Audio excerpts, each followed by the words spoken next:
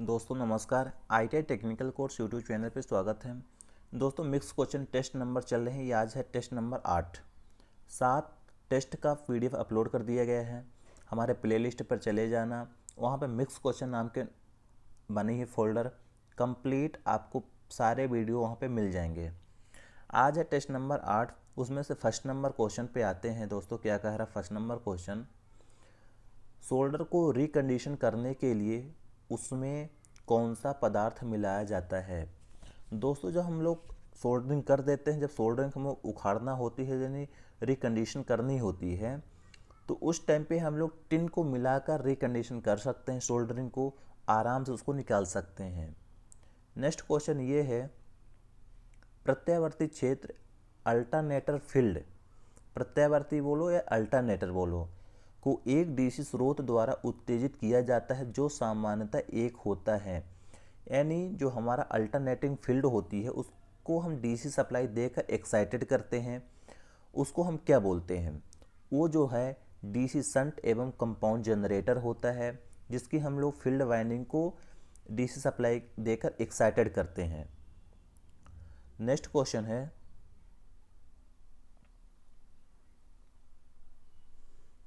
Dynamo प्रकार के माप यंत्र का उपयोग इनमें से किसके रूप में किया जाता है। डायनमो यानी डीसी, जो मीटर के लिए हम लोग डायनमो मीटर जो यूज करते हैं माप यंत्रों को, तो वो हम लोग वोल्ट मीटर को मापने के लिए यूज करते हैं। डायनमो मीटर जो होता है हम लोग वोल्टेज को मेजर करने के लिए ही यूज किया जाता है। अगला क्वेश्चन है, डैश डैश वर्ग शक्ति प्रवर्धक को इस प्रकार अभिजीत किया जाता है कि आउटपुट धारा इनपुट सिग्नल के पूरे चक्कर के दौरान प्रभावित होती है। ये जो हमारा एम्पलीफायर होता है, ये आपको दिख रहा है एम्पलीफायर, एम्पलीफायर को प्रवर्धक बोलते हैं। जो प्रवर्धक होता है, जो आउटपुट में कंप्लीट जो साइकिल मिलती है वो मिलती है क्लास ए प्रकार के एम्पलीफायर में, यानी वर्ग ए एम्पलीफायर के रूप में पूरा कंडीशन फुलफिल करता है। आउटपुट सिग्नल पूरे चक्कर के दौरान मिलता है। अगला क्वेश्चन है, घड़ी यानी क्लॉक और संकेतक उपकरण, संकेतक कहे तो इंडिकेटिंग डिवाइस को चलाने के लिए इसमें से किस मोटर को उपयोग करा जाता है। इंडिकेटिंग डिवाइस ये होते जो मीटर वगैरह होते हैं बड़े बड़े, उस मीटर को, और हमारे जो घड़ियाँ चलती हैं उस घड़ी पे जो मोटर यूज करते जाते हैं वो मोटर है हिस्टैरिसीस मोटर यानी सैथिल्य मोटर। सैथिल्य मोटर एक बहुत छोटी मोटर होती है जो मोटर शोर नहीं करती, इसलिए हम लोग इसी मोटर को यूज करते हैं घड़ी में, इंडिकेटिंग डिवाइस में। अगला क्वेश्चन ये है, प्रवर्धक एम्पलीफायर के रूप में ज़्यादातर किस प्रकार के कॉन्फ़िगरेशन का उपयोग किया जाता है। कौन से प्रकार के एम्पलीफायर सबसे ज़्यादा कॉन्फ़िगरेशन का प्रयोग करते हैं, वो होता है कॉमन एमीटर। कॉमन एमीटर जो एम्पलीफायर होती है उसको हम लोग सबसे ज़्यादा कॉन्फ़िगरेशन के लिए यूज ही करते हैं। अगला क्वेश्चन है, यदि किसी परिपथ का शक्ति गुणांक बोले तो पावर फैक्टर इकाई है, इकाई यानी एक है, तो इसकी प्रतिघाती शक्ति क्या होगी। यदि हमारा जो पावर फैक्टर है एक है यानी इकाई है, तो रिएक्टिव पावर क्या होगी, 0 होगी। Right answer C number. अगला क्वेश्चन है, यदि किसी परमाणु में प्रोटॉन की संख्या 39 है तो इलेक्ट्रॉन की संख्या कितनी होगी। 39 ही होगी। राइट आंसर, इलेक्ट्रॉन की संख्या प्रोटॉन की संख्या के बराबर होती है। नेक्स्ट क्वेश्चन है, निम्नलिखित में से कौन सी परिवर्तित हानियां हैं। परिवर्तित कहे तो वेरिएबल है जिसका मान कम ज़्यादा होता है, वेरिएबल। इसका जो राइट आंसर होगा आर्मेचर ताम्र हानियाँ। दोस्तों जो आर्मेचर कॉपर लॉस होता है ये परिवर्तित लॉसेस है, इसकी वैल्यू कम ज़्यादा होती है। बट जो कोर लॉसेस होते हैं फिक्स लॉस होता है, कांस्टेंट लॉस। कांस्टेंट लॉस पूछे तो कोर लॉस बताना है। यदि कॉपर लॉस पूछे यानी वेरिएबल लॉस पूछे तो आपको कॉपर लॉस ही बताना है। अगला है एक लघुपतित संधारित्र। लघुपतित होता है संधारित्र यानी शॉर्टेड कैपेसिटर। शॉर्ट सर्किट जो कैपेसिटर का वोल्टेज होता है जीरो होता है। जब देखे होगे जब हम लोग कैपेसिटर को चार्ज किए रहते हैं, चार्ज रहता है, जैसे ही हम दोनों वायर को आपस में टच कर देते हैं तो कुछ थोड़ी सी आवाज़ आती है चरचराहट की और हमारा कैपेसिटर डिस्चार्ज हो जाता है यानी उसका वोल्टेज शून्य हो जाता है। यानी शॉर्ट कैपेसिटर का जो वोल्टेज होता है शून्य होता है। अगला है छत के पंखे को फर्श से कितने ऊपर लटकाया जाना चाहिए। यानी जो हमारा छत का पंखा होता है उसको हम लोग कितने ऊपर तक लटका सकते हैं, उसकी हाइट क्या रखनी है। कम से कम 2.5 मीटर से ऊपर होना चाहिए ताकि हमारा हाथ ऊपर करे तो ना लगे, सर पे ना लगे, इसलिए 2.5 मीटर से ऊपर रखनी चाहिए। 2.75 मीटर तो रखना ही रखना चाहिए। अगला क्वेश्चन, 1 एम्पियर घंटा इनमें से किसके बराबर होता है। 3600 कूलाम। 3600 कूलाम बराबर होता है 1 एम्पियर घंटा। अगला क्वेश्चन देखो, 15 ओम, 20 ओम, 35 ओम के 3 प्रतिरोध श्रेणी क्रम में संयोजित है तो कुल प्रतिरोध की गणना करें। हमारा 15 ओम प्लस 20 ओम प्लस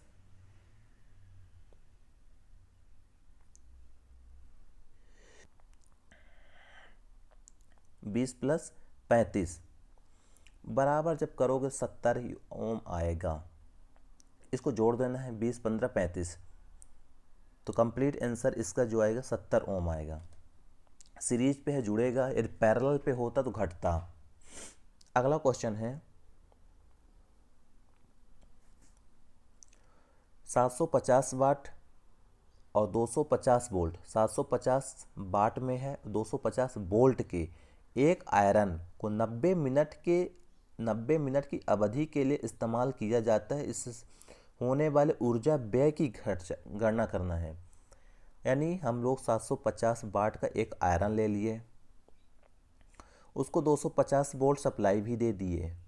यदि हम उसको 90 मिनट के लिए यूज कर रहे हैं तो हमारी बिजली को कितना खर्चा करेगा उसको निकालना है। इसको जो राइट आंसर आएगा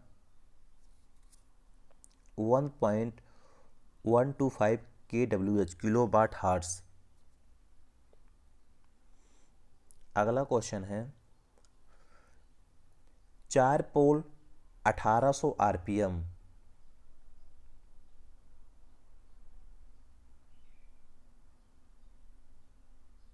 4 पोल 1800 आरपीएम अल्टरनेटर की आवृत्ति यानी फ्रीक्वेंसी पूछा। फ्रीक्वेंसी के जो फार्मूला होता है एफ बराबर P/N बटे 120। आप इस फार्मूले के माध्यम से फ्रीक्वेंसी आसानी से निकाल सकते हैं। पोल की जगह आप 4 रखोगे, देखो 4 दिया गया है। एन यानी होता है आरपीएम, आरपीएम आप 1800 रखोगे, ये देखो बटे 120, 8 चौक 32, यहाँ पे आप निकाल सकते हो आसानी से। तो इस फार्मूले से आप निकाल सकते हो। अभी इसका जो राइट आंसर आएगा 60 हर्ट्ज। एच जेड होता है फ्रीक्वेंसी की यूनिट, हर्ट्ज। नेक्स्ट क्वेश्चन ये है, एक अत्यधिक वोल्टता केबल की वोल्टेज रेंज क्या होती है। यानी हाई वोल्टेज को दौड़ाने के लिए, हाई वोल्टेज को ट्रांसमिशन करने के लिए जो हम लोग केबल के यूज करते हो 33 किलो वोल्ट से 66 किलो वोल्ट तक के लिए कर सकते हैं उस केबल से वोल्टेज को ट्रांसफ़र अत्यधिक वोल्टेज वाली केबल में। यानी अत्यधिक वोल्टता वाली जो केबल होती है उससे हम 33 किलो वोल्ट से 66 किलो वोल्ट तक की सप्लाई को ट्रांसफ़र कर सकते हैं, ले जा सकते हैं। अगला क्वेश्चन है 230 वोल्ट डीसी श्रेणी मोटर यानी 230 वोल्ट डीसी सीरीज मोटर में 40 एम्पीयर की धारा प्रवाहित होती है। आर्मेचर और श्रेणी क्षेत्र वाइंडिंग के प्रतिरोध, आर्मेचर प्रतिरोध है 0.2 ओम और फील्ड प्रतिरोध है 0.1 ओम। ब्रश वोल्टेज ज्ञात करिए। कार्बन के जो ब्रश होते हैं उसी का हमें वोल्टेज ज्ञात करना, कितना वोल्टेज होता है। इसका राइट आंसर होगा 226 वोल्ट। 230 वोल्ट है। हमारे जो कार्बन ब्रश तक पहुंचेगा 226 ही वोल्ट पहुंचेगा, क्योंकि जो कुछ आर्मेचर का रेजिस्टेंस है, कुछ फील्ड का रेजिस्टेंस है। नेक्स्ट क्वेश्चन है, बीजेटी के टर्मिनल कौन से हैं। बीजेटी होता है बाइपोलर जंक्शन ट्रांजिस्टर। जो इसके टर्मिनल होते हैं, एमीटर भी होता है, कलेक्टर भी होता है, बेस होता है। इसका राइट आंसर यही होगा।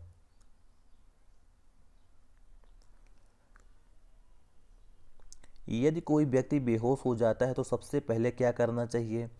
श्वसन की जांच करनी चाहिए, उसके सांस चल रही है नहीं चल रही है। व्यक्ति के श्वसन की जांच करनी चाहिए, चेक फॉर ब्रीथिंग।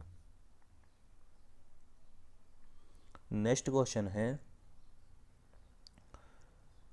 2 ओम प्रतिरोध वाले एक पीएमएमसी होता है परमानेंट मैग्नेट मूविंग कॉइल।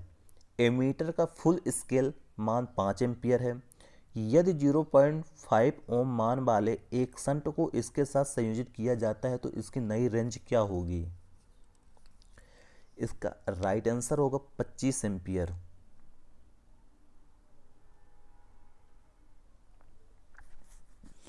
अगला क्वेश्चन ये है, 3 फेज प्रेरण मोटर में 3 फेज स्टेटर धारा के कारण उत्पन्न फ्लक्स।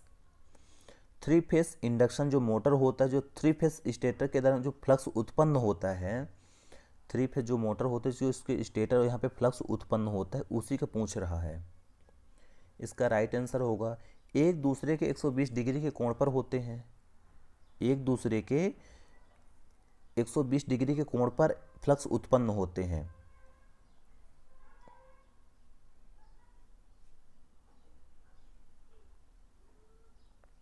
नेक्स्ट आपको कुछ सिंबल दिख रहा है, नीचे दिए गए पहचान करना है कि इस क्या बता रहा है। इसका जो राइट आंसर होगा,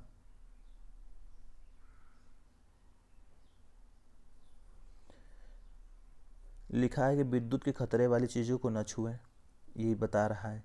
ये सिंबल ये बता रहा है कि विद्युत के खतरे वाली चीज़ों को आपको नहीं टच करना है, डेंजर है, खतरा है, आपको शॉक्स लग जाएगा, खतरा करंट लग जाएगा। अगला है, pole pitch 9 and coil pitch 8 pitch factor alternator. Alternator का पिच फैक्टर ज्ञात करना है। पोल पिच 9 दिया गया है और कॉइल पिच 8 दिया गया है, तो हमें पिच फैक्टर फाइंड करना है, यानी पिच फैक्टर निकालना है। इसका भी राइट आंसर होगा cos 10 डिग्री।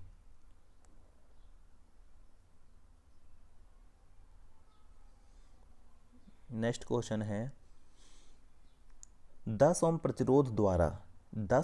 प्रतिरोध द्वारा 1 सेकंड में 10 जूल की ऊष्मा उत्पन्न की जाती है।